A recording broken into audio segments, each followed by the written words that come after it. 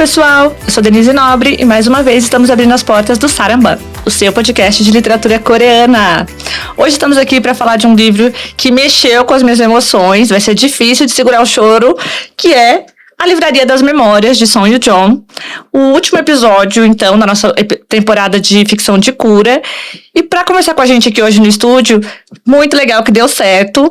E eu consegui trazer uma co-host especial para fazer esse bate-papo com a gente, que é a Carol Pardini. Carol.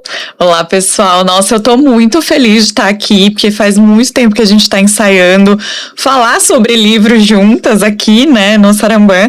Eu falo sobre séries e filmes coreanos nessa internet, meu Deus, desde 2019, né, então, e tem um clube do livro também, né, que a gente já falou sobre em outros momentos, e tô empolgada pra descobrir, porque eu já vou abrir confessando que eu não li o livro, não fiz a lição de casa, mas eu tenho um motivo e eu vou explanar aqui e a gente vai falar ao longo do episódio. Okay. Achei a sinopse parecida com Biblioteca da Meia-Noite. Boa, que a gente vai tocar nesse ponto.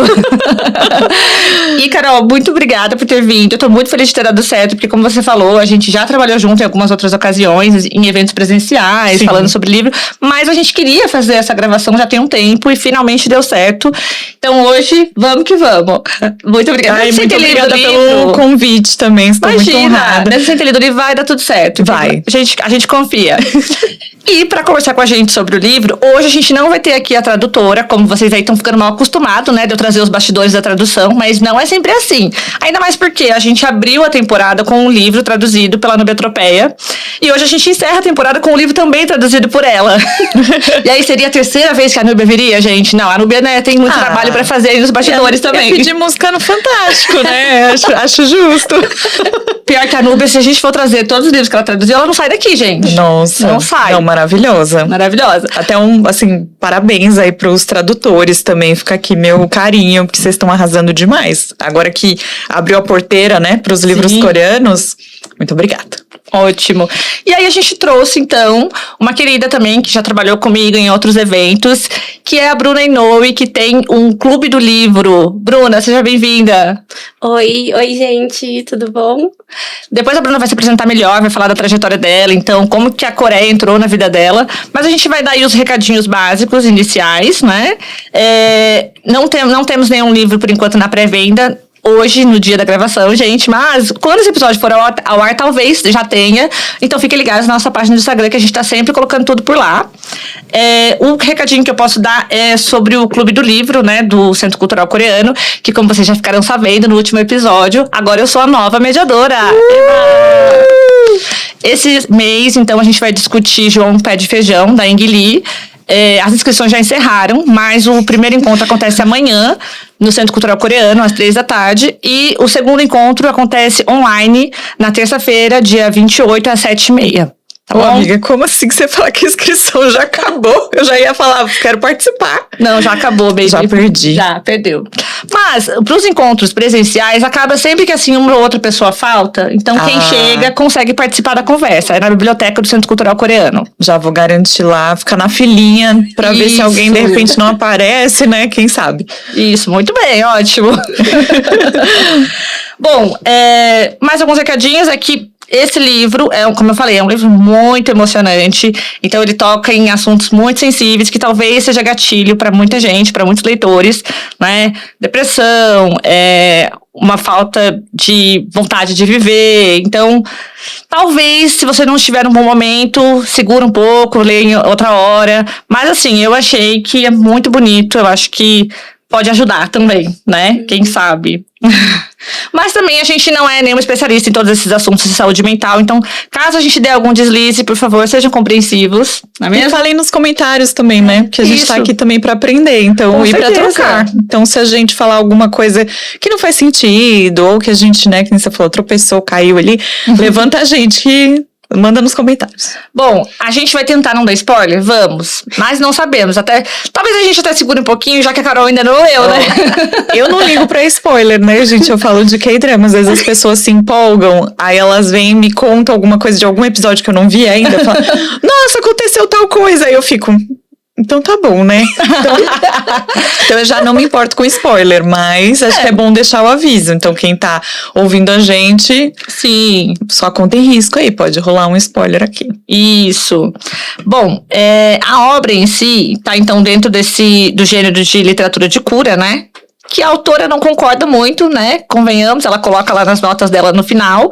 Mas acho que a gente também pode classificar como uma literatura fantástica e um livro meio que, assim, de ficção de viagem no tempo. Né? Ele foi lançado aqui no Brasil no ano passado, né, em 2025, pela Bertrand Brasil, com a tradução da Núbia, como eu já falei. E aí ele tem uma história curiosa, porque esse livro ele foi lançado lá na Coreia inicialmente, em 2023, com financiamento coletivo. Essa autora, ela já é bem, assim, um pouco conhecida com as web novels que ela escreve sob o pseudônimo All Day. E então, quando ela escreveu esse livro, ela decidiu colocar, então, nessa plataforma de financiamento e ultrapassou a meta, foi até 150%, e ela publicou ele, então, de forma independente. E depois, uma editora coreana chamada Dasan Books publicou em 2024 e foi um sucesso de vendas, inclusive vendendo direito para mais 15 países, inclusive o Brasil, né? Muito obrigada, editora Bertrand. Estamos aí com esse livro em mãos, graças a isso. E ela também teve um outro livro publicado em 2025, sem ainda tradução para o português, que seria algo como O Barista da Starbucks. Eu acho que também está dentro do gênero de ficção de cura, mas né, não sei muito a respeito porque não temos nenhuma tradução dele. Mas enfim, Bruna, conta pra gente como é que você veio parar aqui no Saramban, como que a Coreia entrou na sua vida, qual que é a sua trajetória, a sua formação. Fique à vontade. Certo, vamos lá então. A Coreia entrou na minha vida, acho que lá mais ou menos em 2010, com o K-pop e com os K-dramas, né? E a partir disso foi um mundo que eu entrei e nunca vai sair, né? O pessoal falava, não, é só uma fase, tô esperando a fase passar. E assim, foi muito interessante, né? Porque a partir da cultura pop eu fui conhecendo também outros aspectos da Coreia, me interessando pela língua. Primeiro, eu comecei aprendendo ali por conta própria, daí eu conheci o Instituto Sejong, ali de Campinas, comecei a fazer as aulas lá, tive a oportunidade de estar conhecendo a Coreia, né, fazendo um intercâmbio também, e hoje eu estou muito envolvida nesse mundo relacionado à Coreia, né, atualmente eu trabalho com professora, né, eu dou aulas de língua coreana já desde 2020, mais ou menos, e eu também pesquiso sobre teatro coreano, né? Eu também tenho essa formação como atriz e eu estudo especificamente agora, né? Tô dando esse enfoque a teatro de dança de máscaras. Ai, maravilhoso. Mas fala um pouquinho sobre o clube também. E assim, eu tenho também um clube de literatura coreana, né? Que é um clube, assim, que surgiu de uma vontade, bem informalmente, assim, sabe? Eu comecei a me interessar pela literatura a partir do teatro. Eu entrei e aí eu falei, por que não tentar reunir o pessoal que gosta de literatura coreana? Então, eu montei esse clube, que é um clube gratuito e online, para também trazer esse público de vários cantos do país.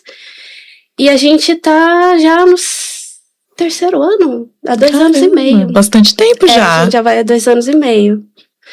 E é muito interessante porque a gente tenta prezar muito por essa decisão coletiva, né? Então, os livros que a gente lê são todos votados pelo grupo ali. Então, eu gosto bastante. É uma coisa que eu tenho um carinho muito grande, assim. Maravilhoso. E aí, inclusive, agradecer, Bruna, porque quando a gente tava conversando sobre a possibilidade de gravar o episódio, eu dei pra ela algumas opções de livros, né? Eu falei, porque, querendo ou não, gente, a gente tá com uma vasta, né, biblioteca de livros de ficção de cura. Então, eu falei pra ela, bom, a gente tem esses livros aqui que a gente ainda não trabalhou, as né? opções? Eu não lembro, mas eu acho que era do Penhores lá, não era? Tinha esse daí também. Acho que eu dei 2 ou 3. Eram 3. Eu não lembro qual era o outro. Então, e aí ela falou, vamos esse aqui, que esse aqui eu ainda não li, e eu tô precisando de uma desculpa pra ler ele. Então, muito obrigada, boa, porque foi uma ótima leitura, gostei muito. Eu sabia que o do Penhores você tinha lido no seu clube. Eu gostei. Vou deixar aqui já de dica, então. É a Misteriosa Loja de Penhores. E eu adorei. Legal. Já quero um episódio, já. Vamos conferir ele depois, então. Sim. Esse eu ainda não li. A Panini também lançou um monte de coisa, né? Lançou, fiquem de olho, porque tem muito livro bom e acho que vocês vão gostar. E aí lá mescla um pouco, né? Você tem autores coreanos e também, né, descendentes de coreanos, mas também tem uma autora lá que, se não me engano, é canadense chinesa. Sim. E ela escreve um livro sobre idol e já entra numa outra ficção, assim, um pouco mais parecida com K-drama, assim, com essa narrativa de K-drama de romance. Né? Sim. Não, eu gostei muito. A gente trabalhou um livro aqui da Panini Books, que foi A Pequena Loja de Conveniência da Galáxia, que eu amei. Foi incrível, assim. Inclusive, o episódio também foi muito bom. Até a autora nos notou. Gente, maravilhosa. Conversou comigo no Instagram. Eu adorei. Sim. Assim, super diva acessível. E o Luiz fez várias traduções, não foi? Ele acho que fez copy. Alguma coisa assim. Mas a maioria das traduções da Panini foram com pessoas indicadas pelo Luiz. Então, são pessoas que se formaram na USP, que fizeram o workshop de tradução da professora Yun. Então, é um trabalho bem interessante também, assim, foi bem bacana. Mas não foi dessa vez. Sim. Hoje a gente escolheu outro livro, né? Então, trouxemos aí. E foi até legal, porque dá essa diversificada. Trouxemos livros de outra editora, né? Foi bem bacana. Vamos entrar um pouquinho, então, no livro? Sim. Quem quer falar pra gente mais ou menos como é que é a sinopse, Bruna? Se arrisca? Vamos lá. O livro, ele começa, né, com essa personagem que ela tá nesse dilema, né, de um luto já há um certo tempo em relação à mãe. E um certo dia chuvoso, ela acaba descobrindo essa livraria, né, e a gente vai percorrendo, né, essa trajetória dela em relação acho que muito a ressignificar essas memórias, né, que ela tem. Sim. E eu tô com medo de dar spoiler. Não, a gente já deixou tudo avisado. Contém risco de todo mundo que tá aqui no episódio. Então acho que pode falar. Mas eu acho que é bem, assim, interessante essa questão da volta, né, do passado. É um livro que fala muito sobre isso, né? Sim. De viagem no tempo, de relembrar, de ressignificar realmente essas memórias. Eu posso, antes da gente aprofundar no livro, fazer uma pergunta pra vocês que estão mais envoltas no mundo da literatura? Por que vocês acham que a maioria, né, não vou falar todos, porque eu não vou generalizar, mas assim, a maioria dos livros de literatura de cura, eles são livrarias, cafeterias, bibliotecas, lavanderia. Por que vocês acham que acaba sendo um chamariz, assim? Quer começar ou... Eu tenho um palpite. Não tem certo ou errado, tá, gente? É palpite dos nossos corações. Eu acho que a literatura, né, a ficção de cura, ela tenta se aproximar muito da vida cotidiana, né? Então, eu acho que esses lugares fazem muito parte do nosso dia a dia. Talvez meu palpite seja esse. Mas eu também vou mais ou menos nesse caminho. Eu acho que é exatamente aproximar realmente a leitura do cotidiano. Então, além de trazer esses espaços que fazem parte do dia a dia, né? Cafeteria, livraria, lavanderia também, tudo essas coisas assim.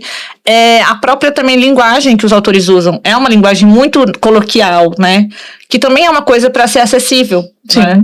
Então, eu acho que é realmente, como a Bruna falou, ressignificar um pouco esses lugares e aproximar, trazer acesso também à leitura. Faz sentido, faz sentido. Mas eu acho que é curioso, porque é sempre um espaço, aí tem sempre um adjetivo. Esse aqui, curiosamente, não tem, né? Eu achei interessante que não tem aquele adjetivo que a gente vê. Foi a misteriosa confeitaria, a extraordinária cozinha. Sempre tem um adjetivo. Aí eu já tem alguns colegas que já brincam que vão escrever um livro assim, falando do estabelecimento deles pra ver se fica famoso. Por que não, né? Se alguém quiser, chama a gente aí que a gente escreve. Olha, a Carol já tá...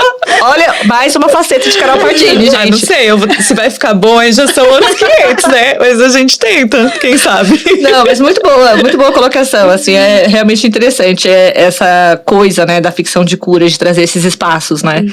Até por isso que eu escolhi, né, pra essa temporada, falar exatamente desses espaços.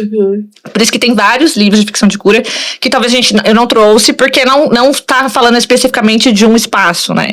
Mas no decorrer da temporada, nos episódios, a gente veio tentando, então, fazer algumas definições do que é ficção de cura, porque existe quase que uma formulazinha, né? E que alguns livros vão seguir à risca essa fórmula e outros vão aí ter as suas particularidades, né?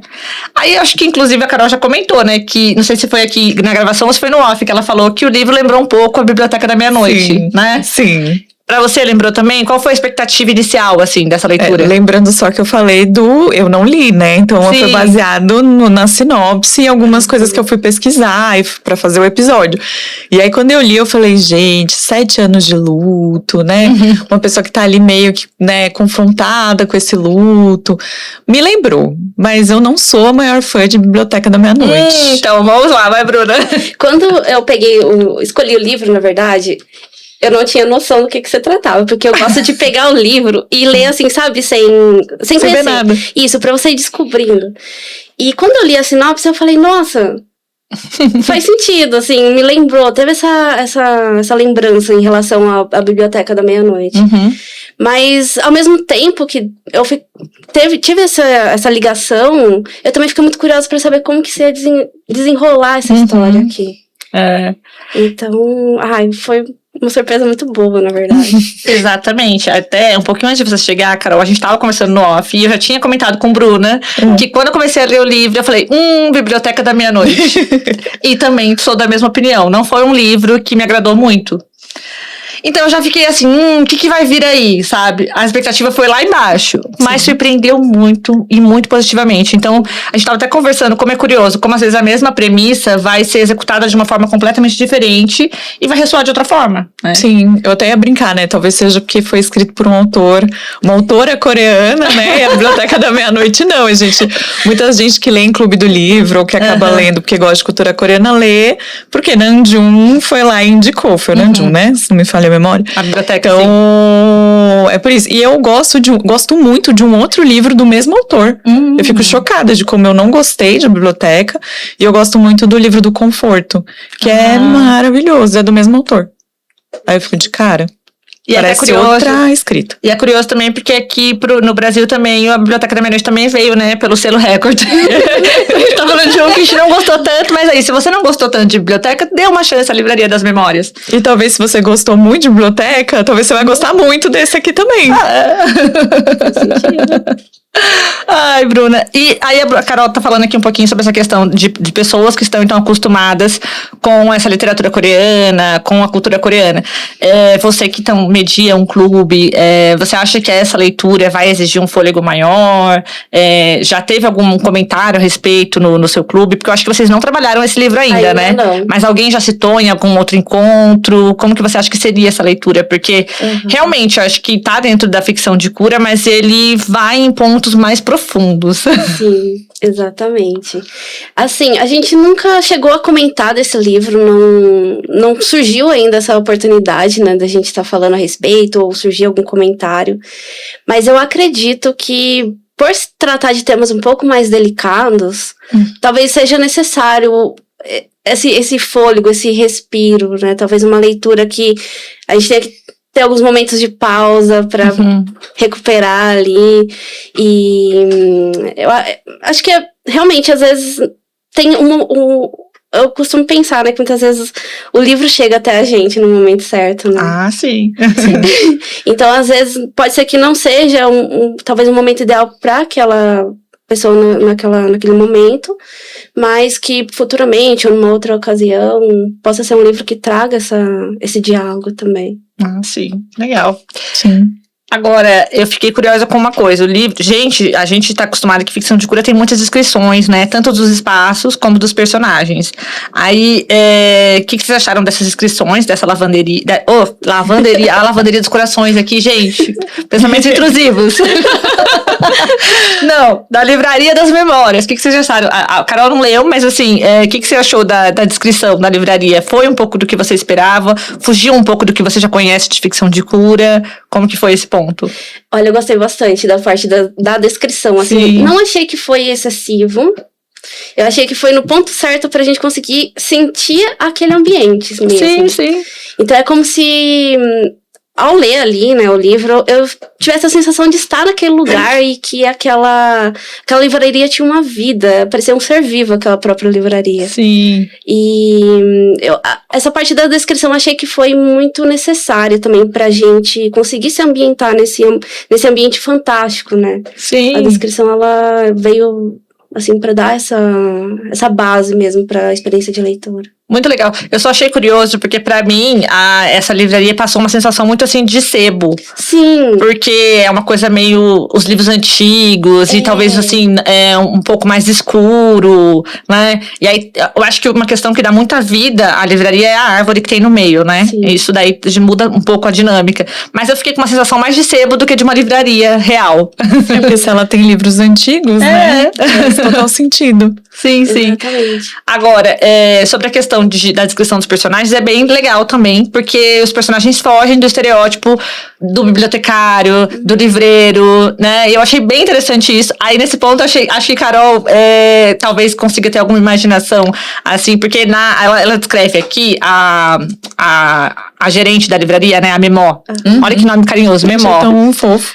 Ela descreve como uma moça alta, com uma altivez, assim, e aí uma jaqueta de couro, uns anéis prateados. Eu falei assim, gente, que incrível essa pessoa, né?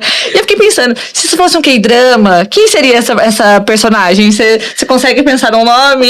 Quando eu fui pesquisar, assim, eu pensei muito de primeiro momento a Seo Yadin de Tudo Bem Não Ser Normal.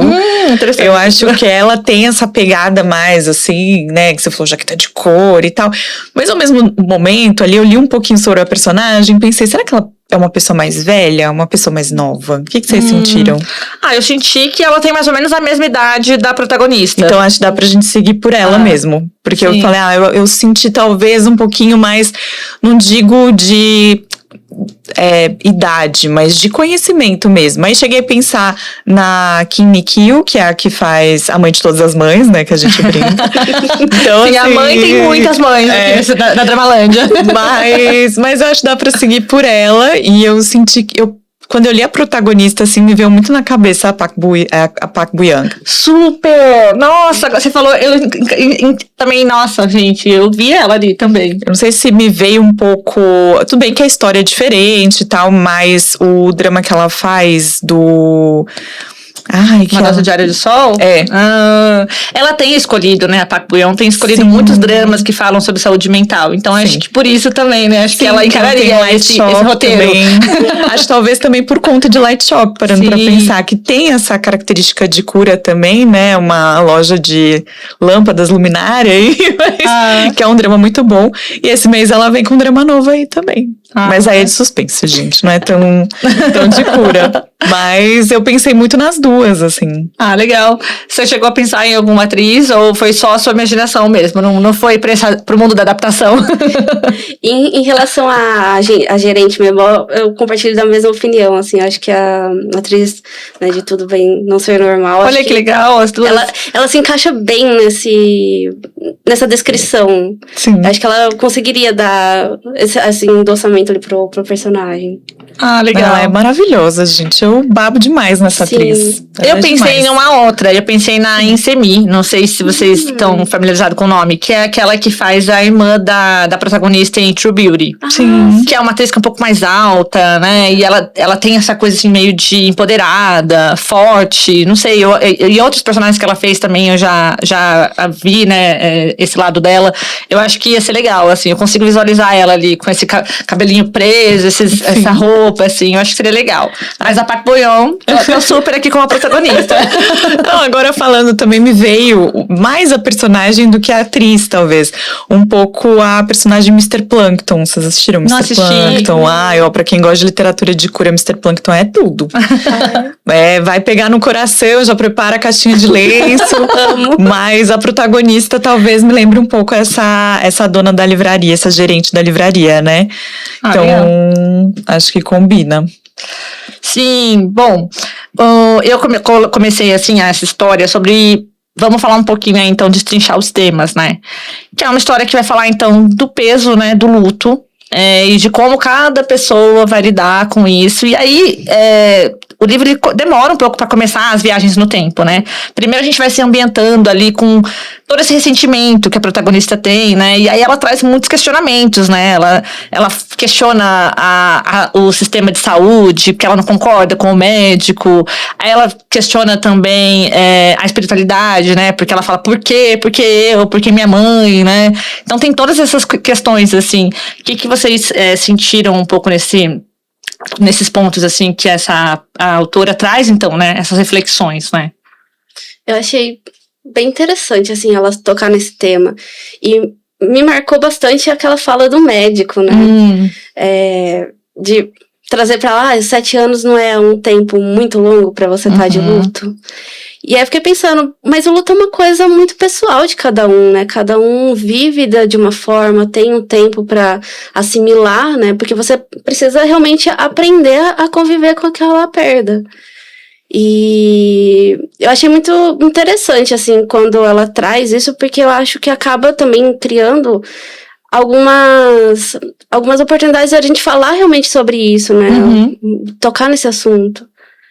Então, me chamou bastante atenção essa parte, assim. E eu achei bastante importante que ela trouxe também esse tema, nesse período, nesse início do livro. É bem curioso, quem tá acompanhando essa temporada, vai lembrar que a gente falou aqui também como A Incrível Loja de Perfumes, que também vai tocar nesses temas do luto e de o quanto essa saudade talvez possa ser tóxica, né? E como, se você não trabalhar direito isso, né? Porque às vezes realmente o tempo vai fazer todas as feridas cicatrizarem, às vezes não. E aí isso pode realmente adoecer, né? Então, assim, eu não sei. É muito complicado isso, né? Porque, assim, a gente tem que se basear e buscar ajuda científica, buscar ajuda médica, mas cada ser humano é único, né? Então é bem complicado, assim. E também tem uma coisa que, assim, acho que, não sei quem já viveu um luto também, mas eu já vivi. E aí, às vezes, a pessoa chega e fala assim, mas você viveu o seu luto? E aí você fica, viver como? Exato. Como assim? O que seria o certo de viver um luto, sabe? Então você questiona também, às vezes. E eu acho que ela traz, assim, nesses primeiros capítulos, de uma forma bem contundente, assim, bem forte mesmo, né? Todas essas reflexões que a gente fica, não é mesmo? Eu até, assim, você falando essa questão do viver o luto, me lembrou, eu tava assistindo um documentário esse final de semana, que não tem nada a ver com o que a gente tá com a pauta aqui de hoje, mas que uma pessoa falou muito sobre isso, porque ela falou, olha, eu perdi meu pai, e aí segui trabalhando e não vivi o luto. Aí depois eu perdi mais uma outra pessoa, não lembro quem era da família, e aí acho que era o irmão, uma coisa assim. E aí eu não vivi o luto de novo, e aí mais pra frente o luto veio, me pegou. Então assim, como que é que vive o luto, né? Às vezes a pessoa ela não parar pra sentir aquilo no momento ou negar, talvez seja um dos caminhos do luto também. Sim. Né? Então acho que tem que entender que cada ser humano é um ser humano e que vai enfrentar as dores, que vai passar pelas dores e pelos momentos difíceis ali, de momentos diferentes, né? Então... E aí a gente não sabe exatamente, né, enquanto é adequado você colocar, então, um prazo, não é mesmo? E que prazo seria esse? Nesse outro livro que a gente trabalhou, que foi dos perfumes aí, acho que o personagem falava no começo sobre você já passou pelas 4 estações, então já é hora de começar a deixar ir. Então, né, aí seria 1 ano? Não sei, gente. Mas todo ano tem 4 estações, será que não pode ser mais de 1 ano? Eu falo, é muito pessoal, né? É muito, assim. Por isso que a gente fala muito sobre empatia, né? De você calçar o sapato do outro pra você tentar, e mesmo assim você não vai sentir o que o outro tá sentindo, ou pensar o que o outro tá pensando. E o que eu acho muito interessante dos livros de cura, essa literatura de cura, principalmente a coreana, é que ela te faz refletir sobre isso o tempo inteiro, né? Mesmo que você esteja lendo um livro que fale mais algo pessoal, como o do Tteokbokki, por exemplo, você tá toda hora exercendo a sua empatia ali, pelos personagens, pelas pessoas reais. Então isso eu fico encantada. Sim, eu acho que a maioria dos livros de literatura de cura trazem muito essa questão de um acolhimento sem julgamento, né? E aí você pensar, tudo bem, pra ela não foi 1 ano, foi 7. e tá tudo bem também. Tá tudo né? bem, tudo bem. É mais ou menos isso. Aí outro ponto interessante aqui é que a personagem, inclusive a gente já conversou aqui numa outra temporada que a gente teve quase que sobre livros, a gente trabalhou outro pouquinho, inclusive, sobre saúde mental. Quem acompanha mais tempo vai lembrar. E aí eu recebi vários psicólogos aqui, o negócio ficou assim, uma terapia aqui no podcast. Mas assim, a gente falou bastante sobre essas questões que muitas vezes, às vezes, o ressentimento, a culpa, né, você ficar remoendo, né, o passado, vão então levar a adoecer. E a gente tem isso aqui na personagem, né, na Ji-won. Ela sente muita culpa em relação à mãe, né? E aí a gente não sei, né? Eu fiquei assim no começo, eu fiquei, gente, mas o que ela fez pra essa mãe? Ou deixou de fazer, né? Pra ela sentir tanta culpa. E aí a gente vai aprofundando na história pra descobrir, né? E que pra mim foi surpreendente e foi legal, porque assim, você começa a ver um outro lado, né? E acho que eu já comentei aqui em um outro episódio, eu acho que no Aos Prantos no Mercado, que independente, o arrependimento sempre vai vir. Porque você sempre vai achar que você podia ter feito mais, né? E aí, essa personagem, então, que ela tem um pouco essa coisa, ela fala no começo, a síndrome da boa filha. O que você pensou sobre isso? E você que já conhece mais de cultura coreana também, né? Em toda essa bagagem que você tem de drama, né? E também de outras pesquisas que você faz, né? Sobre a cultura coreana. Essa questão da síndrome da boa filha é muito sul-coreana, não é, gente? E isso também foi uma coisa que chamou bastante atenção, né? Porque acho que por conta de vários processos históricos, né, da sociedade coreana, a gente tem essa questão da síndrome da boa filha, mas ao mesmo tempo eu acho que também é algo que também é um pouco universal, assim, que extrapola para outros contextos, para outras culturas. Mas é uma coisa que me chamou a atenção e que realmente observa e fala, nossa, esse livro realmente, ele tá inserido dentro dessa cultura, né? Então, foi uma coisa que me pegou bastante essa questão da síndrome da boa filha, mas também pensando para além, né? Para outros contextos. No meu caso, assim, a gente estuda bastante, vê que os coreanos têm essa busca pela perfeição, né? Essa busca e essa pressão, principalmente, né? A busca, ela vem por conta da pressão. E aí você tem na mulher ainda, né? Tudo é dobrado. Se já fora da Coreia já imagina lá, né? Então a gente acompanha isso através dos dramas, através dos livros, né? Também através do dia a dia, também, porque a gente vai escutando os casos e vai acompanhando. E eu achei muito... E essa premissa foi uma que eu achei interessante, e que eu com certeza vou acabar lendo o livro, porque a gente traz isso, foi o que você falou, acho que não é só da sociedade coreana. A mulher, ela é muito colocada nessa posição, desde criança, de que você tem que ir pelo caminho bom, que você tem que ser uma boa filha, pra você ser uma boa esposa, pra depois você ser uma boa mãe. E aí tem uma hora que você fala, pelo amor de Deus, né? Deixa eu ser eu, né? Será que eu quero ser tão boa assim? Então você tem essas questões. E eu fiquei muito curiosa com o livro nesse sentido, dela se questionar tanto em relação a isso. Sim. Né, com a mãe e dela ter sido uma boa filha, da questão que ela tem com a mãe mesmo, até essa questão de culpa mesmo, né? Sim.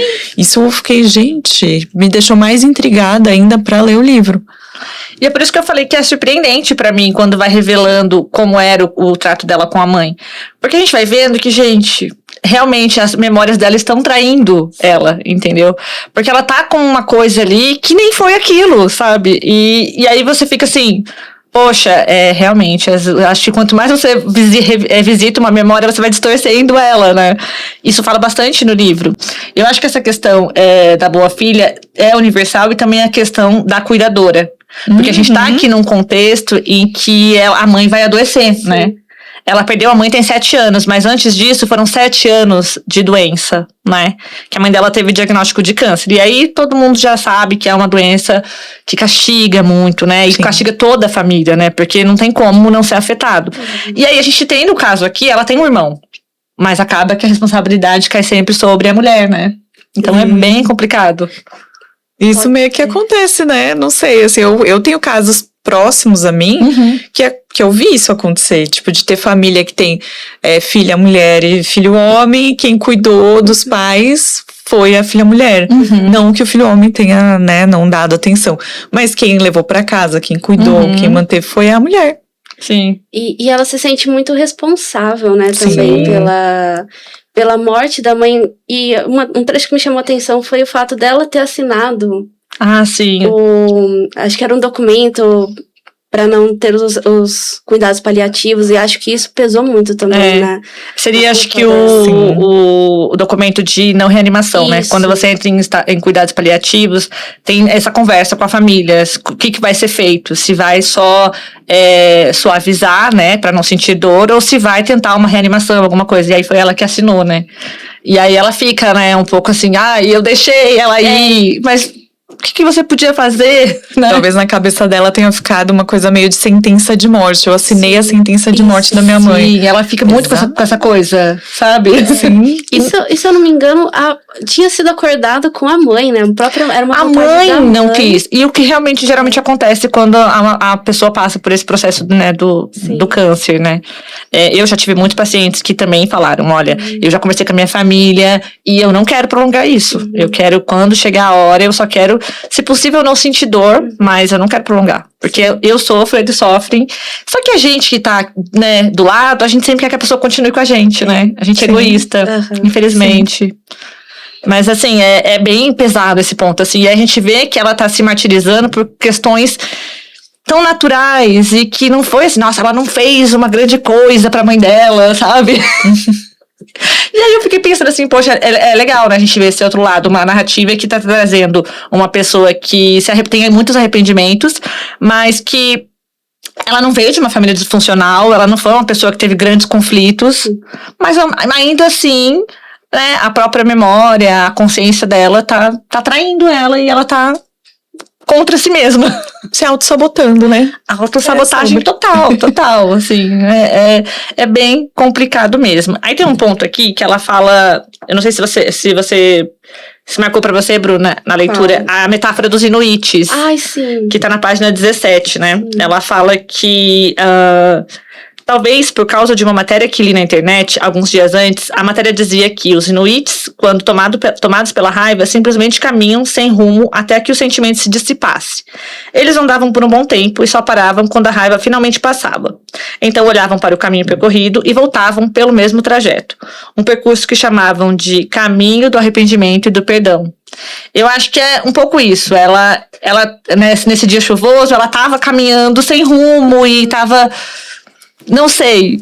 E aí, todo esse percurso que ela vai fazer dentro da livraria acaba sendo esse caminho do arrependimento e do perdão. Eu achei muito bonita essa metáfora que ela usou aqui. Eu gostei muito também. E essa imagem, né, de como o distanciamento, tanto distanciamento físico, né, espacial, como temporal, ajuda a gente a ver aquelas pegadas, aqueles rastros de uma outra forma. Eu achei muito interessante essa metáfora. É muito legal mesmo, assim, gostei bastante. E aí, a gente tá falando também de um livro que tem, então, essa atmosfera mística, né, fantástica, né, e ela traz, como a gente estava falando um pouquinho antes, sobre a questão de como ela vai... Aqui traz bastantes definições do que é a memória e como a memória pode ser gravada na gente, aqui no caso, nos livros, né, que seria muito interessante. Já pensou, gente? A gente tem uma biblioteca não, uma livraria, a gente pode ir lá e pegar. Tem coisas que a gente não ia querer lembrar de jeito nenhum. Não é mesmo? Sim. Eu já imagino, assim. É que a gente tem também alguns K-dramas que quando fala sobre, ou quando mostra o lado de lá, né, porque ninguém nunca voltou pra contar como é que é, né, mas que tem essa questão, né, de mostrar como foi a nossa vida e pegar, sei lá, uma pasta ou um VHS, botar ali, né? Então, eu fico pensando muito que talvez no além, talvez tenha isso. Não Será? sei. Talvez tenha, né? E eu acho legal porque como ela visita esse espaço físico em que ela está tendo, né, esse contato com os livros, um contato real com as memórias dela, é muito mais fácil para ela entender, então, onde que ela tá distorcendo. Coisa que ela não entendia antes. E aí, quando ela pega aquele livro que tá gasto e que ela fala, por que tá gasto? Aí a memória explica. Aí, por que aqui tá meio apagado? Então, por que aqui tá meio mais forte a tinta? E aí ela vai falando. Porque aqui você já visitou muitas vezes. E aí, cada vez que você visita, você modifica. E é muito isso, né? Eu acho que, às vezes, a gente não percebe, né, que a gente tá... recriando, né, uma memória que não foi bem aquilo. Exato. Mas aí, no caso do livro, ela tá recriando uma memória ou ela tá olhando tipo, a memória de verdade. Porque às vezes você tá vivendo a situação, você tá olhando ela por um lado. Aí quando você tira o olhar, você vê ela por outro ângulo, né? Ou você escuta de uma... É aquela história, né? Tem as histórias, um fato tem vários lados. Será que ela tá recriando ou será que ela tá vendo por um outro jeito? Eu entendi que ela tá vendo do jeito que ela salvou aquilo, entendeu? Então, se ela se lembra daquele jeito, é assim que vai estar no caderno, entendeu? É a memória dela mesmo, não dela. é o fato Não em é o si. fato em si, Sim, entendi. É mais ou menos por aí, né? Foi isso. A partir da perspectiva dela ali, da vivência, fica registrado no livro. Tanto que tem até o que ela... É como se fosse um diário que você não escreveu. Então tem até o sentimento dela naquele momento, né? Que ela, eu tava irritada e por isso eu não quis ir. Sim. Tem mais ou menos assim. É bem legal. E aí você vai vendo quanto esses pontos em que ela tá revisitando, ela modificou ao longo dos anos. E que então talvez não tinha sido daquele jeito. Sim. E é muito curioso, né? Como que às vezes a memória ela pode trair a gente, né? Porque, querendo ou não, o passado ele é sempre uma reconstrução. Né? Uma reconstrução de fatos, de memórias. E eu achei muito curioso pensar nisso ao ler o livro. É bem legal mesmo. E aí um negócio interessante que ficou pra mim também sobre essa questão de como essas memórias são guardadas é que a gerente fala pra ela que chega um ponto que não tem escrito, tem uma imagem. E aí a gerente fala pra ela que às vezes faltam palavras pra gravar o que você sentiu naquele momento, o que aquilo representa pra você. E aí tem imagens, né, como se fossem fotografias ou até desenhos mesmo, abstratos, assim. E achei muito legal isso, você pensar que realmente, né, como que às vezes a gente não encontra palavra pra descrever um sentimento, uma situação, né. Como que vocês já pararam pra refletir nisso um pouco, sobre como a gente lida com essa questão da linguagem em si e de tudo que a gente pode ter de aparato para se expressar, né? Eu acho que o sentimento vai muito além das palavras, né? Então, já parei um pouco para pensar sobre isso, assim, às vezes a gente busca tanto, ainda mais nos dias atuais, né? Ter resposta para tudo, né? Opinião para tudo, ou ter palavra para tudo, e tem momentos que não, que é só pra gente sentir, que é só pra gente, não queria só falar olhar, mas assim, refletir sobre algo que você tá vendo, parar por um momento, né? Numa sociedade tão corrida.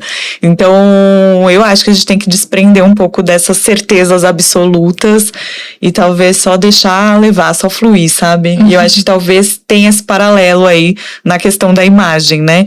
Vive isso aqui um pouquinho, não tenta achar razão pra tudo. Sim, bem interessante. Né, a gente consegue perceber o poder, né, que a imagem tem ali pra sintetizar muita coisa. E eu me identifiquei bastante, assim, com essa passagem, porque eu, particularmente, eu gosto muito de escrever, assim, diário. E nisso eu até me identifiquei, fiquei pensando, nossa, os diários que eu escrevo seriam como se fossem esses livros também, de certa forma. Só que tem momentos que, realmente, eu prefiro, sei lá, fazer um desenho, fazer uma pintura, um rabisco, que vai expressar melhor aquele sentimento do que eu tentar definir em palavras, assim.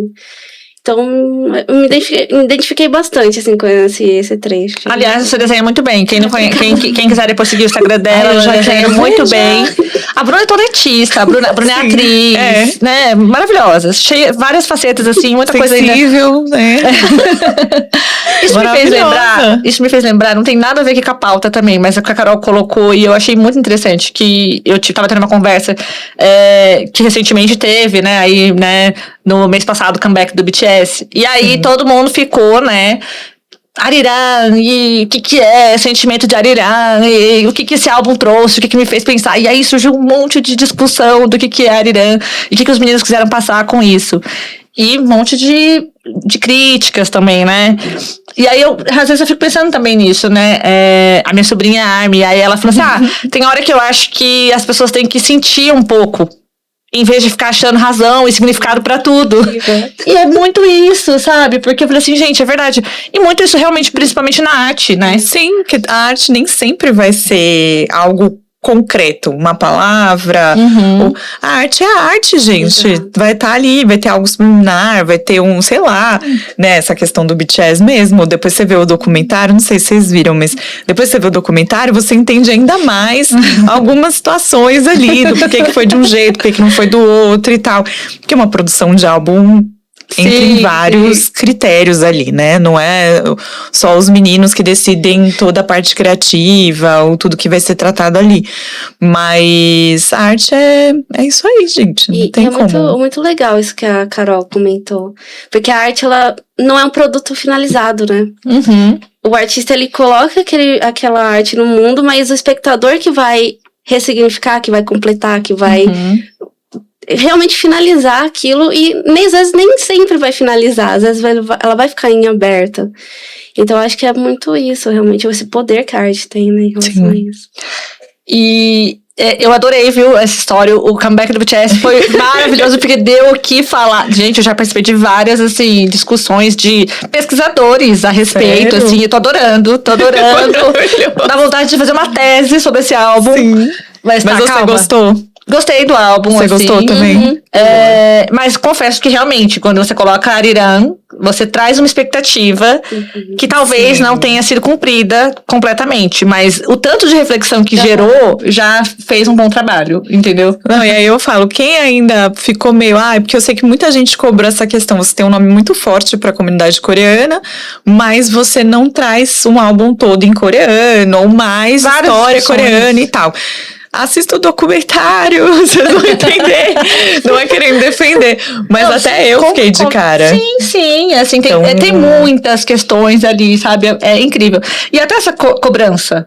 Aqui, como a gente falou sobre no livro, sobre esse prazo do luto. Que cobrança é essa de que precisa ser tudo em coreano, entendeu? Então tem várias coisas ali pra ser trabalhadas, né? Não, e eu vi gente, assim, parênteses só, porque nem é o assunto do episódio, mas a gente gosta de falar de BTS. Mas eu vi muita gente também cobrando o contrário, principalmente a galera que é dos Estados Unidos, que conheceu eles com Butter ou Dynamite, falando, nossa, mas tem muita coisa aí que eu não tô entendendo. Então, assim, vamos, né? Meio termo aí, né, galerinha? vamos se aprofundar e vamos deixar as coisas rolarem. E aí, isso me faz voltar aqui pro nosso assunto, sobre essa questão até que a Bruna colocou sobre a arte tá sempre incompleta, né? Que você vai fazer, o artista vai ter um posicionamento e as pessoas vão receber aquilo da forma que quiserem. E aqui no livro a gente tem uma questão muito interessante que é o poder das escolhas. Porque quando ela começa a voltar no tempo, ela quer fazer algumas interferências ali no passado, só que ela não contava com esse ponto de que ela não tá no controle de tudo, né? Então, assim, porque a ideia, eu ainda pensei assim, nossa, se esse livro me trouxesse a mãe dessa menina de volta, desisto, vou dar 0. Jogar fora. Vou dar 0 pra ele. Vai pegar aquela maquininha que tritura papel, vai fazer... Era isso que eu ia fazer no começo. Eu falei, olha... Mas aí, realmente, ele traz isso. Ele fala assim, por mais que você ache que você... É que nem, tipo, aquele também o filme Efeito Borboleta. Sim. Você vai fazer alguma coisa, mas... E a escolha da sua mãe? Ela tinha outras prioridades, entendeu? Então é mais ou menos isso, assim, por mais que você tenha um sentimento sobre uma situação, outras pessoas vão ter outros sentimentos sobre a mesma situação. Nem tudo tá sob o seu próprio controle, né? Exatamente. E eu achei muito legal a forma como eles vão trazendo isso em cada uma das viagens que ela vai fazendo no tempo, e ela vai entendendo um pouquinho e juntando essas pecinhas, né? Isso, exatamente. E isso é uma coisa que realmente às vezes a gente se cobra muito, né? Por estar no controle sempre. E isso é uma coisa que fica tão pesado em alguns momentos pra gente. E ao ler isso, eu consegui também, sabe? Vou dar uma relaxada aqui, eu não preciso estar no controle, eu posso só viver e aceitar ali aquelas situações e ver o que eu faço em relação àquilo. Até porque tem coisas que não estão no nosso controle. Exato. E aí, como é que a gente faz, né? Exatamente. E outra coisa que eu achei interessante é que quando o livro começa, então, e ela vai ter essa conversa com a gerente, né, a Memó confronta ela e fala, porque você não quer mais viver. Aí ela fala, como assim? Cadê a câmera do Big Brother, né? Porque, como você descobriu? E aí a Memó fala, né, que ela só aparece para as pessoas que estão aí, então, nesse limite de já não querer mais viver, né? E que se ela não mudasse nada naquele ponto onde ela está, onde a livraria apareceu para ela, realmente ela tem pouco tempo de vida. E aí ela meio que tem todas as regras aqui da livraria e tal, assim como tem na Biblioteca da Meia-Noite, assim como tem no Antes que o Café Esfrie, tem todas as regrinhas ali e tal. Inclusive, eu achei muito bem detalhado isso, muito bem né, feito, escrito pela autora. E aí a Memó fala pra ela, né, que mas você já não queria mesmo mais viver, então qual o problema de você me dar o seu tempo restante pra poder fazer as viagens no tempo? E aí isso me fez lembrar também de um outro livro que eu já li há muitos anos, que é o Verônica Decide Morrer, do Paulo Coelho. Um clássico. E aí, esse ponto de quando as coisas não estão no seu controle e você consegue, enfim, entender isso, como a sua perspectiva muda. Porque, assim, ali, quando ela tá nesse momento de desespero que ela achou a livraria, ela lá no fundinho ela já tava com certas ideias, né, de terminar a própria vida. E aí quando isso muda, e a perspectiva de que não, agora a sua vida tem um prazo, mas não foi você que determinou. Então tudo muda pra ela, não é mesmo? Sim. É muito interessante como essa questão de a gente valorizar mais quando a gente sabe que não tá no nosso controle, né? E aí a gente quer lutar contra aquilo. Exato. E muito essa questão, né, da gente... Porque uma coisa, a gente sempre sabe, de fato, que a vida tem uma finitude. Sim. Mas quando a gente realmente observa, enxerga aquilo, muda completamente, assim. Eu digo por uma experiência própria, assim, que eu tive que, nossa, mudou completamente a minha forma de pensar e às vezes, sabe, quando você fica enrolando, não, eu vou deixar isso aqui mais pra frente. E aí isso fez eu ir correr atrás de várias outras coisas e falar, não, tomar coragem. Então foi uma questão que me tocou bastante, assim, na leitura. Aí é curioso, porque às vezes prazos podem ser o terror da nossa vida, mas às vezes também uma deadline faz você se movimentar, né? Dá um sacode ali, ó, fala, vai, dá. E você falando agora essa parte, né, da gerente, essa pessoa que fala, acho que sua vida aí tá chegando ao fim, né? Me lembrou Tomorrow. Eu não assisti Tomorrow, gente. Não assisti. É outro também. Eu de comecei a ler o Webtoon, mas não fui adiante. Não porque é ruim, gente. É porque realmente não estava no momento. É bem delicado. É bem delicado. É um drama que, assim, pode gerar gatilho também, né? Você tem algumas questões.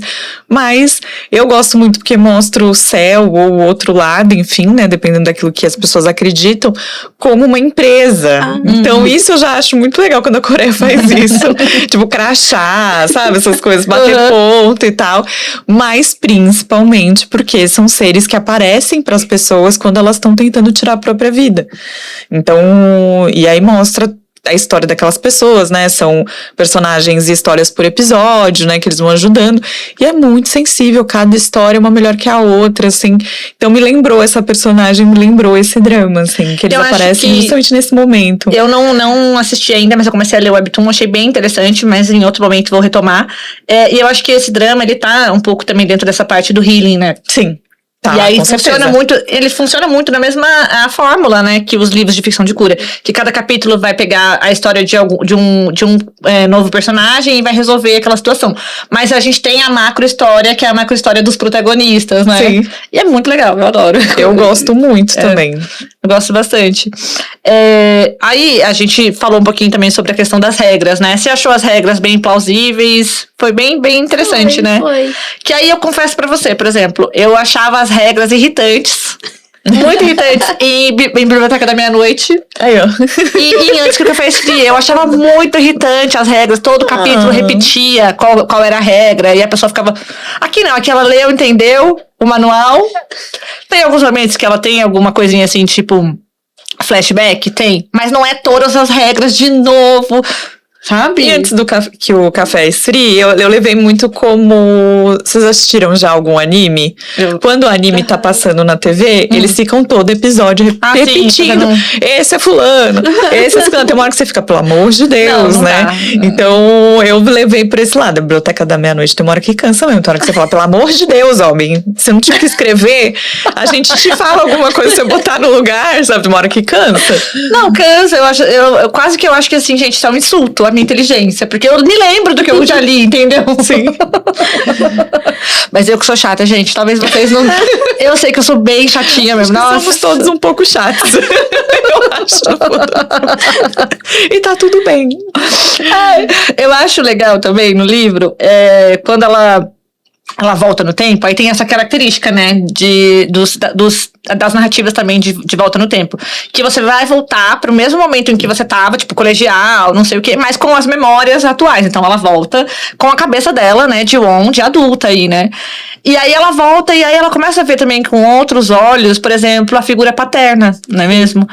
Que ela, na época, ela chegou a ter certos atritos com o pai, porque achava que o pai não estava fazendo o que devia fazer, né? E aí começa a ver com outros olhos, porque ela fala, poxa, tudo bem, os adultos também têm medo, né? E o meu pai estava também numa situação delicada, né? E aí que ela começa a enxergar isso, né? Então tem toda essa questão também desse amadurecimento dela, né? De entender que não é porque você era uma adolescente ou agora você é uma adulta que aquilo não vai te afetar, né? Exato. Eu acho bem legal também quando ela traz isso, assim, esse percurso, né? E só quando ela volta que ela vai perceber isso, né? Isso também me fez lembrar um pouco, de novo aqui, Aos Prantos no Mercado. Porque também tem muito essa questão, né, dela achar que o pai não fez o suficiente. No caso dos Aos Prantos no Mercado, realmente. O pai era meio duvidoso. Você sabe que eu tô ensaiando pra ler ele, porque já me falaram bom, que... Me falaram que é bom, mas me falaram também que ele dá uns... Pesadão. Uns gatilhos, assim. Aí eu fico, eu olho pra ele, eu vi ele ali também, fiquei... Você viu, né? É um queridinho Aí eu nosso. fico com ele lá na minha prateleira, assim, vou pegar. Aí eu fico, acho melhor não, hein? Eu tô assim. Então, mas E aí, o Aos Prantos do Mercado tem uma questão que talvez também pega um pouco mais, porque a gente sabe que é vida real. Sim. Né? Ele exato. é baseado em fatos reais, na vida da autora, né? E que essa pessoa existiu, e que esses conflitos existiram, né? Claro que a gente tem uma discussão aí também da questão, como a Bruna falou, né? Sobre como a gente recria o próprio passado. E aí a gente tá falando de uma narrativa ficcional. Foi baseada na vida dela, mas tem pontos ali que a gente sabe que, né, ela recriou. Mas ainda assim, pega, né? Porque a gente fala, poxa, isso realmente aconteceu, né? E tudo. Mas assim, aconselho muito. E eu já há muito tempo, acho que esse livro foi trabalhado aqui no podcast em 2023 ou 2024, né? Já tem um tempo. E na época já se tinha esse burburinho que foi vendido pra ser adaptado, né? Pra um filme. Mas até agora nada. Tristeza. Verdade, porque ele foi um dos primeiros, eu acho, que saiu com tradução, se não me engano. Sim, ele é um queridinho aqui no Brasil, né? A autora veio pra cá, tudo, mas até agora não saiu aí o filme. Estamos na expectativa. Sim. Aí a Carol vai trabalhar lá nos conteúdinhos dela, né, Carol? Aí quem sabe eu pego e falo, eu crio coragem, falo, vou ler e vou chorar. E aí entrevista a Michelle também. Ai, Hoje não, a Carol é chique, gente. Ela entrevista as pessoas famosas. Maravilhoso. E vamos entrar agora no ponto principal, né? Que é, então, essa questão da maternidade, né? E, de certa forma, a Ji-won tem uma certa questão aí em entender o que era a maternidade, né? Porque ao mesmo tempo ela acha que... E aí também nesse ponto, de novo, eu acho que lembra muito Aos Prantos no Mercado. Porque ela sente que ela não teve tempo de retribuir. Então acho que mais ou menos esse que é o principal arrependimento dela, né? Que ela não fez o suficiente porque a mãe fez tudo por ela. E quando chegou a hora dela fazer alguma coisa, não teve, acabou, tchau. Exato. Então acho que tem muitos esses questionamentos sobre maternidade, né? E aí a gente tá falando também sobre... de certa maneira, né, universal, mas que acho que é bem localizada a questão da maternidade coreana, né, sobre o sacrifício, sobre, até para quem acompanha dramas também, a questão da mãe perder mesmo a identidade e se tornar apenas a mãe da fulaninha, ou a mãe do fulaninho, né. E aí a gente vai aqui junto com ela, então, acho que na segunda viagem, né, conhecer essa mãe. Ai, gente, que mãe. Como foi pra você, Bruna? Nossa, eu tive que parar, falar, não vou chorar, calma, deixa eu dar uma respirada. Aí eu voltava pra ler, porque foi muito emocionante, assim, essa parte de gente conhecer essa mãe, porque até então a gente sabia a partir das memórias dela ali, né, da narração dela. E quando a gente vê que ela encontra ali a mãe, que ela está ali dialogando, em contato com ela, nossa... Ai, gente, olha, eu e Bruna prometemos aqui nos bastidores, antes de começar, que a gente não ia chorar. Eu já tô quase chorando, olhando pra vocês. Não, a gente ficou assim, não vamos chorar, mas tá difícil, gente. Vou ler aqui um trechinho da página 159, Então esse é o momento que quando eu for ler, eu já tenho que me preparar, já ficar Você com tem um papel higiênico do lado, assim, um rolo. Pior que quando eu tava lendo, você vai sentindo, né? Aí você fala assim, caramba, agora ela vai falar um negócio que vai pegar, vai pegar. Aí eu já, putz. Lá vem, você fica, ai, lá vem. Não, sério, precisei de muito silencinho, gente. Vamos lá. Na página 159, tem um trecho que ela fala assim, abre aspas. A maioria das mães dos meus amigos era dona de casa, e por isso eu achava natural que minha mãe também fosse. Não fazia ideia de que os sacrifícios e a dedicação de uma mãe e dona de casa pela sua família não eram inevitáveis, e que ela também era um ser humano que podia ter tido sonhos e aspirações antes de ser mãe e dona de casa. Porque é quando ela volta, né? Então, e aí ela vai saber, mãe, o que você ia fazer antes de você me ter? Sim. Né? E é muito bonita essa parte. Eu não vou dar os spoilers aqui, porque a mãe é sensacional, gente. Eu fiquei assim... e aí, eu volto de novo naquela história de que, às vezes, você não precisa ter tido uma infância complicada, problemas domésticos, família disfuncional, pra você ter lá no futuro problemas de saúde mental. Pelo contrário, a gente tá falando aqui de uma família super saudável, uma família super carinhosa, uma mãe super sábia, né? Que quando a gente... Cada palavra dessa mãe, cada conselho, eu ficava assim... Ai, mãe... Não, e parece muito a minha mãe, gente, sério. Então eu ficava assim, meu Deus. Fui eu que escrevi isso aqui? Não foi. Pera, deixa eu olhar se não é meu nome que tá aqui na capa. Não, é sério, foi tenso. Foi tenso, já um momentinho aqui. A lágrima escorrendo aqui no canto. Mas realmente, isso acho que é muito importante, né? Porque a gente conhece a mãe da gente já sendo mãe. E eu acho que é muito curioso. Eu lembro quando era criança que eu falei, mas como que seu nome não é mãe? Você tem outro nome que não é mãe. E é realmente você conhecer um outro lado ali da pessoa, né? Isso é muito... Nossa... realmente me pega muito, assim, saber que a pessoa tinha sonhos, tinha ali desafios, tinha medos, né? Uhum. E que essa uma força realmente, né? Essa força da maternidade, da mulher. Porque, imagina, você tá ali, eu não sou mãe, eu não consigo realmente ter essa noção, mas eu imagino que deva ser um desafio enorme, você tá colocando um ser humano no mundo, gente. E imagina o quanto medo que isso envolve, quanto desafio, né? Uhum. E acho que é muito legal, assim, a gente pensar que a mãe da gente teve uma vida antes, né, da gente conhecer ela como mãe. Sim. E é uma conversa muito interessante de se ter, assim, de conversar com a mãe, assim. O que você gostaria de ter feito? Eu, pelo menos, assim, já tive essa conversa com a minha mãe, assim, e eu achei foi mais, assim, especial, mas mais interessante do que eu imaginava, porque ela queria fazer coisas que eu nunca imaginei que ela queria ter feito, assim. E é uma experiência muito boa. E você comentando essa parte, me lembrou 2 dramas, que eu achei até pra galera entender mais a questão da Coreia, que nem você falou, né, dessa questão da mulher se anular. Me lembrou Romances a Bonus Book, que ele é mais leve ali, e que traz isso muito no começo do drama, e, obviamente, Se a Vida Te Der Tangerinas, né? Nossa! Lembrei também de Se a Vida Te Der Tangerinas, enquanto eu lia. Mãe, né, Principalmente em Precisa de lencinho.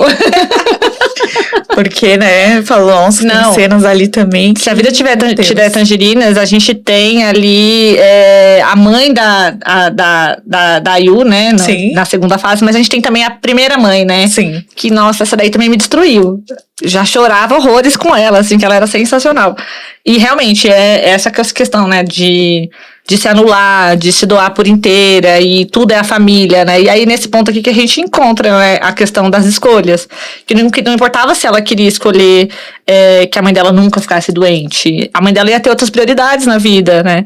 E aí também tem um outro ponto muito interessante, que às vezes a gente, como filho, principalmente a gente como filha, e aí assim, nesse ponto de hoje, né? Que a gente, como mulher, se orgulha de poder ter nossas carreiras, né? E ter feito escolhas diferentes das nossas mães. Mas não desvalorizar as escolhas que as nossas mães fizeram, sabe? E aí é muito bonito quando ela tem essa conversa com a mãe dela. E ela entende que tudo bem a mãe dela ter escolhido dessa forma. E que a mãe dela foi feliz dessa forma, né? É muito legal, muito bonito, assim. É bem tocante, gente. Nossa, eu chorei horrores. Né? E aí tem um ponto também interessante que... também me identifiquei muito com a personagem, porque ela tem uma questão aqui, logo no começo, que ela fala sobre a questão de chorar, né? Que ela muitas vezes, a questão que fala que ela não viveu luto é porque ela não chorou quando a mãe dela faleceu. Ela segurou a onda, assim, né? Que ela exatamente, ela achava que ela tinha que ser essa menina forte, a filha exemplar, e que, agora eu vou resolver o que a minha mãe deixou inacabado, né? E aí ela fica com essa questão de não ter chorado, é um grande arrependimento pra ela, né? E é assim, não que eu não chorei, gente, eu chorei. Mas é uma coisa curiosa que, assim, eu tenho também essa coisa de não tentar segurar um pouco, assim, sabe? Não entregar totalmente as minhas emoções, assim. E não quando eu tô lendo livro, quando eu tô assistindo drama, daí eu me acabo ali, não sou eu na minha vida. Sim. Aí é o personagem que tá sofrendo, né? Mas quando sou eu mesmo, aí complica. Aí eu seguro. Então isso eu me identifiquei muito também com a Ji-won. E aí deixa chegar nesse momento, assim, dela ter que realmente enfrentar, né? Essas situações em que ela realmente solta essas amarras, ou não vai andar, né, a vida dela. É bem complicado, assim, esse ponto. E aí, Bruna, nesse ponto, inclusive, de como ela vai lidar com esse choro que ela segurou a vida inteira, a gente vai pro clímax do livro, né? Que, gente, eu achei sensacional, assim, eu achei essa autora... Não é? O que você achou disso? Gente, vamos ler pra vocês descobrirem. Gente. Não vamos dar spoiler, a Carol vai ter que ler pra descobrir. Eu fiquei, meu Deus, mulher, muito obrigada por ter escrito isso. Porque eu não sabia que eu precisava ler aquela cena até ler aquela cena. Primeiro eu achei maluquice, mas depois eu falei, faz todo sentido. Eu aqui, meu momento aqui. Tipo assim. E assim, é muito emocionante, né? Tentando também não dar spoilers, mas... É muito interessante você pensar, né? Como que é a sensação de você vir ao mundo, né? E isso me surpreendia a cada linha, assim. A cada linha eu falava, meu Deus, que eu vou chorar agora.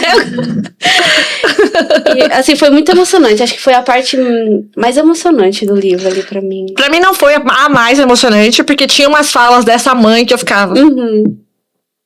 Mas teve uma fala da Ji-won que acabou comigo. Então eu não vou ler aqui, porque senão vai acabar comigo no ar. Poxa, a gente já chorei muito enquanto eu lia. Já chorei muito enquanto eu lia. Já chorei muito fazendo essa pauta. Agora vamos segurar a emoção. Não vai ser hoje. Queria ver você chorando. Não vai ser hoje que vocês vão me ver aqui, gente. Eu não vou estragar minha maquiagem. Mas e aí, Carol? Ficou com vontade de ler o livro? Nossa, super. Eu falei, no primeiro momento ainda fiquei meio assim, né? Falando, Biblioteca da Meia-Noite, lá vem aí, né? O retorno. Mas agora vocês me contando, eu ainda tô mais encantada de saber um pouco mais dessa história, desses personagens tão ricos, assim, né? Quando eu fui pesquisar, eu já achei. Então, eu daqui vou direto numa livraria, pronta pra comprar o meu livrinho e destrinchar. Sim, e você que vai fazer igualzinho a Carol, depois conta pra gente o que você achou de tudo isso, que a gente quer saber também as opiniões de vocês sobre isso e o quanto vocês se emocionaram. Vamos aqui nos encaminhando então pro final. Aí falando aqui sobre as palavras da autora, ela disse que isso não é uma história de cura. O que vocês acham disso? Eu achei isso muito curioso quando eu li. Porque ela falou que não é um livro de cura e que ela não tá aqui pra confortar ninguém. Sim, foi uma coisa assim? Foi. Eu achei muito curioso quando eu li isso, assim. Eu falei, como não, minha senhora? Estão te vendendo como literatura de cura. E aí me deixou mais gatilhada a ler, assim, tipo, quando eu li isso. O que você achou, Bruna? Eu achei muito interessante. Me surpreendeu também esse trecho. E eu fiquei pensando, né, em relação a... ela não identifica como uma ficção de cura. Mas eu achei um texto tão sincero, assim, um livro tão sincero, que acho que ela até comenta, né, que é um pouco relacionado a alguns sentimentos que ela tinha, sim. né? E eu fiquei pensando, nossa, talvez esse livro tenha sido um livro de escuta, né? Dela se fazer ali, as pessoas escutarem a história dela, e ao mesmo tempo, né, é como se a gente, ao ler, a gente também fosse escutado por ela. Então, isso me marcou bastante também. E sabe o que eu achei interessantíssimo? Porque, assim, pra vocês que acompanharam essa temporada de ficção de cura, estamos chegando aqui no último episódio, foram 6 livros. E lá no começo eu falei, gente, não sou muito fã de ficção de cura. Vamos ver aí, segura na minha mão, a gente vai terminar essa temporada gostando de ficção de cura. E aí eu tenho pra falar pra vocês o seguinte, de 6 livros, eu gostei muito de 4, 2 eu gostei menos, mas ok, tá, é uma leitura interessante, dá pra levar adiante. Mas aí a gente tem um ponto. Por exemplo, aqui, ela diz que esse não é um livro de ficção de cura. Eu tendo a concordar com ela porque ele não está na fórmula, sabe? Eu acho que o livro que cura não precisa ser um livro de ficção de cura, sabe? Sim. Pode ser o livro que vai te dar um monte de soco no estômago, sabe? E é isso que vai fazer você realmente refletir e virar alguma chavinha dentro de você. Não precisa ser o livro que pretende, por si só, com a fórmula, que no final você esteja com o coração quentinho. Às vezes você pode estar acabado. Sim. Mas é aquilo que vai te curar. Exato. Então eu tendo a concordar com ela um pouco nisso. Sim. Sabe? Eu acho que é interessante, assim, essa forma. Porque realmente ela não quis que você saísse daqui com esse coração quentinho. E, ai, nossa, como acabou bonito, que não sei o quê. Não. É um recorte daqui. Agora você pode fazer novas escolhas e viver com uma qualidade de vida melhor, entendeu? Eu concordo bastante com ela, assim, achei bem interessante esse ponto. Mas assim, de 6, 4, gente, a gente vê aí que ficção de cura também não é pra torcer o nariz, não é mesmo? Pois Acho é, que o saldo porque é a gente- positivo. A gente já teve essa conversa, né? Já. De que eu também não sou a maior fã de literatura de cura, assim. Então, Sim. acho que o pessoal poderia investir em outros livros de Sim. outros autores coreanos que são incríveis e de outras vertentes, assim. Mas também fui aprendendo que tem livros bons aí. Uhum. Essa temporada mostrou isso pra gente. Vai, concorda ou discorda? Sim, e você, Bruna, qual é a sua relação, então, com a literatura de cura? Você já trabalhou alguns no seu clube também, né? Sim. E foi até curioso, né? Que pra participar aqui, eu fiz aquele levantamento de quantos livros a gente trabalhou de cura.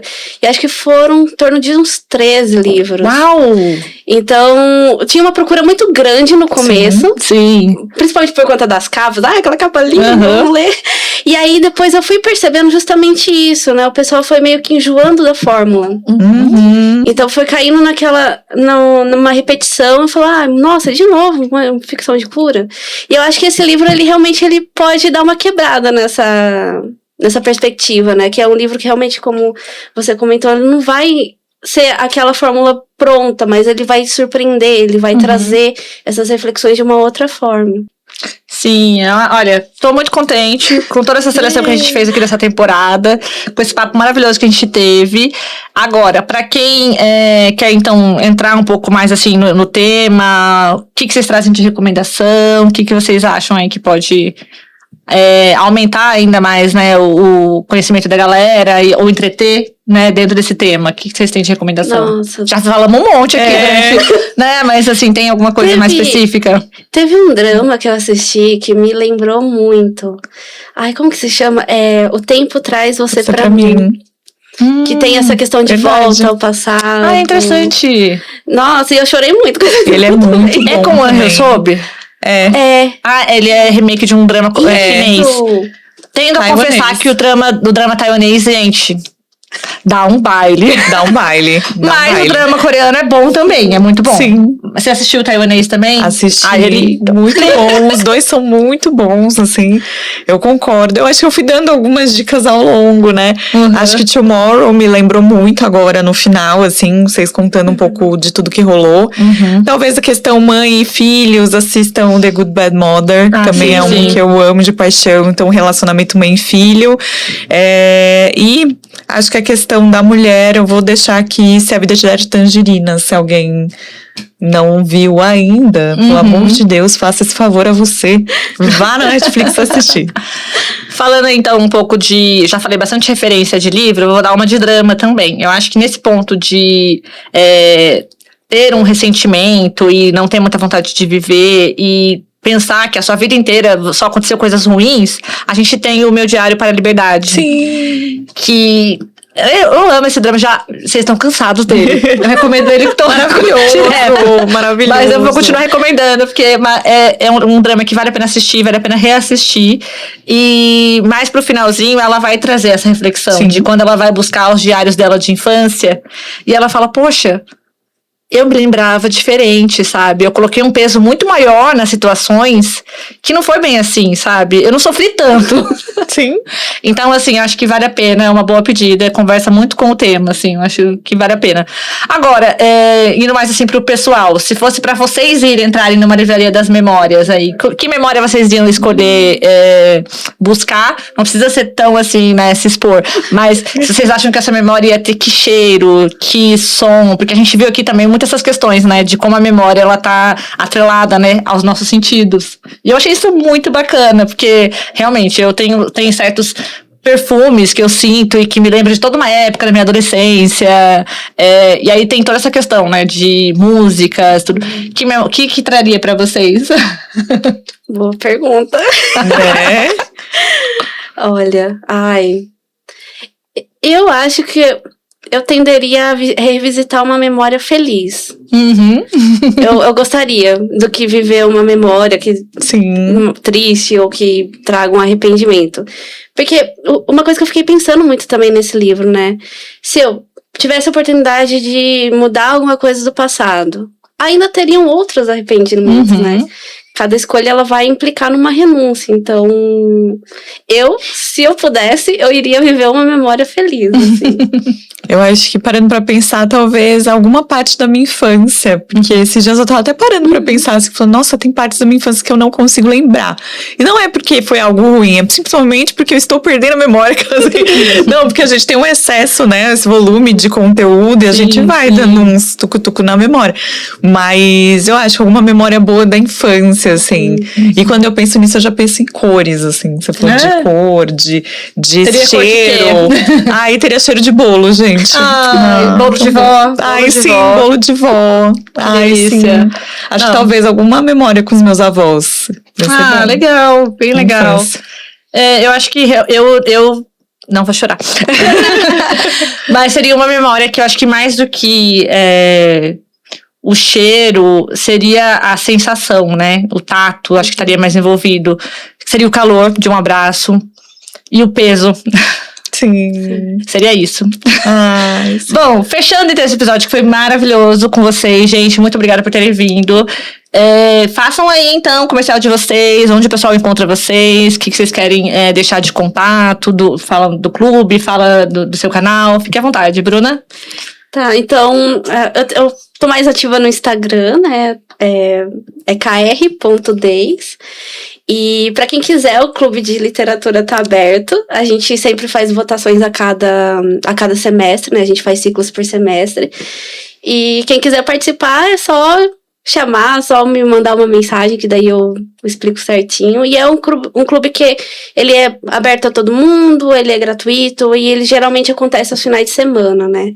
A gente tenta priorizar ali o domingo, que é um dia que a galera tá mais tranquila. Então fica o convite para quem quiser aprofundar mais em conversa sobre literatura coreana.